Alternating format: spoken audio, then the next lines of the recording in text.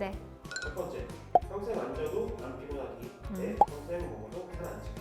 앉아도 안 피곤하기. 저는 원래 잘 안 쪄가지고요. 두 번째 질문 드릴게요. 1년 동안 휴대전화 없이 살기 대 1년 동안 친구 없이 살기. 휴대전화 없이 살기 너무 좋은데요? 선택이 아니라? 이유는 뭘까요? 휴대전화 없으면 일을 안 해도 되니까 좋을 것 같은데요. 휴대전화로 일을 많이 해가지고요. 요즘은 원격으로 일을 많이 하니까. 그러면 제일 마지막 질문. 기재부 유튜브 채널 전체 구독자 2배 증가 대 온데이브리핑 조회수 2배 증가. 당연히 온데브리핑 2배 증가. 처음에 한 거지. 온데브리핑 많이 보시면 결국 구독을 하시게 되지 않을까요? 구독과 좋아요 부탁드립니다. 친절한 경제 돋보기 온라인 대변인 브리핑. 안녕하세요. 기획재정부 온라인 대변인 박은결입니다. 이번 주 온데브리핑에서는 지난 2월 15일 대통령 주재로 열린 제13차 비상경제 민생회의의 주요 내용을 전해드립니다. 이미 뉴스를 통해 통신비 부담 완화, 긴급 생계비 대출 지원 등 대책 주요 내용을 많이 접하셨을 텐데요. 온데브리핑에서는 물가 안정 대책과 생계비 부담 완화 정책을 콕 집어 정리해드리겠습니다. 지금 바로 구독과 알림 설정 꼭 누르시고요. 끝까지 시청 부탁드립니다. 전 세계적으로 고물가가 이어지는 가운데 우리나라도 필수 생계비에 대한 부담이 커지고 있습니다. 정부는 이에 대해 다양한 대책을 마련해 시행 중인데요. 국민 체감도가 높은 공공요금은 올 상반기 최대한 안정기조로 관리해 나갈 것입니다. 이미 고속도로, 철도, 우편, 광역 상수도와 같은 중앙 공공요금은 상반기 동결이 확정되어 시행 중이고요. 지방 공공요금도 우선적으로 지방 공기업이 원가 절감이나 생산성 향상 등의 노력을 통해 인상 요인을 최대한 줄일 수 있도록 유도하고 불가피한 경우 인상 시기를 늦추거나 분산해 국민의 부담을 최소화할 것입니다. 그리고 재정 인센티브를 통해 물가 안정을 위한 지자체의 노력을 적극 뒷받침합니다. 이를 위해 국가균형발전 특별회계 예산은 기존 200억에서 300억 원으로, 특별 교부세는 110억에서 200억 원으로 확대했습니다.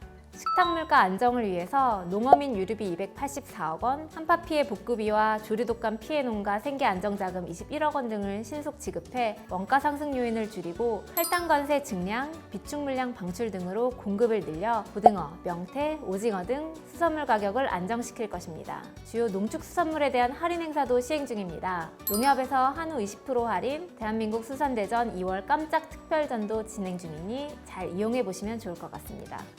생활물가, 생계비 부담 완화를 위한 지원도 강화됩니다. 이미 취약계층 지원 예산은 작년 대비 12% 확대 편성되었는데요. 이 예산을 신속하고 촘촘히 집행하고 필요하면 이 전용과 예비비, 기금 변경 등을 활용해 꼭 필요한 지원이 제때 이루어질 수 있도록 할 것입니다.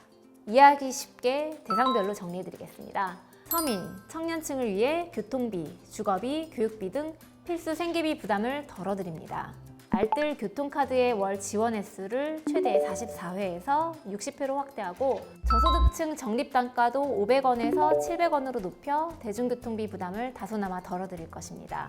대중교통 이용에 대한 신용카드 소득공제도 40%에서 80%로 확대하고 올 하반기까지 지원 연장을 추진합니다. 전세사기 피해자 저리융자 시 보증금 요건도 2억에서 3억 원으로 완화하고 대출 환도도 1억 6천만 원에서 2억 4천만 원으로 확대합니다.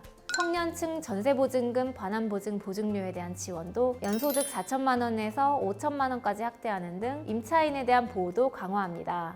임대료가 시세 대비 30에서 90%까지 저렴한 공공임대주택을 10만 호 이상 공급하고 LH 임대주택 106만 5천 호에 대한 임대료 동결 조치도 1년 연장합니다. 상반기 학자금 대출금리도 1.7% 동결하고 학자금 대출자에 대한 생활비 대출 지원도 1인당 연 300에서 350만 원으로 높였습니다. 취약계층을 위한 생활 안정 지원도 강화됩니다. 직업훈련 참여 실업자를 대상으로 한 생계비 대출은 월 200만 원에서 300만 원으로 늘어납니다. 임금체불 피해 근로자를 위한 생계비 대출 한도도 1,000만 원에서 1,500만 원으로 확대, 조기 시행할 예정이고요. 자활근로자 지원금과 긴급복지 연료비도 지원을 확대하고 친환경 보일러 구매 시 지원금, 어린아이를 기르는 가정에 대한 기저귀, 그리고 분유 바우처도 확대 지원합니다.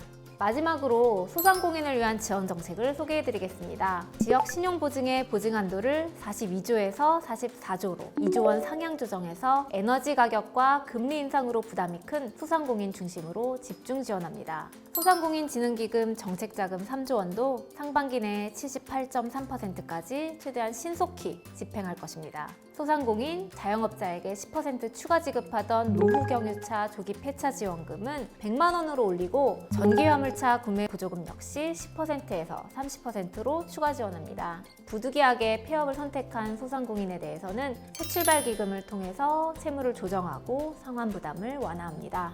이러한 정부의 대책이 국민 여러분의 삶에 조금이라도 도움이 되었으면 좋겠습니다. 저는 다음 주에도 온대브리핑에서 삶의 보탬이 되는 경제정책 전해드리겠습니다. 내 주변 가까운 사람들에게 힘이 되는 한 주 되시기 바랍니다.